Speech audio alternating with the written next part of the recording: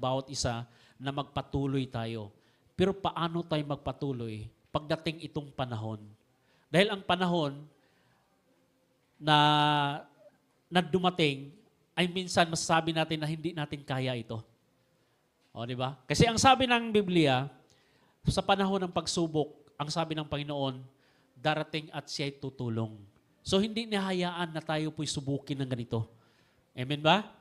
So ganito mga kapatid, ang misguided love na tinutukoy sa Biblia, maging palalo, mayayabang sa bawat isa, nangyari na ngayon kasi gusto ng dyablo na ipapahamak din ang mga tao katulad niya. Kasi dapat kay dyablo lang ang imperno eh. Bakit nandamay pa siya? Kasi maraming mga taong nagustuhan niya.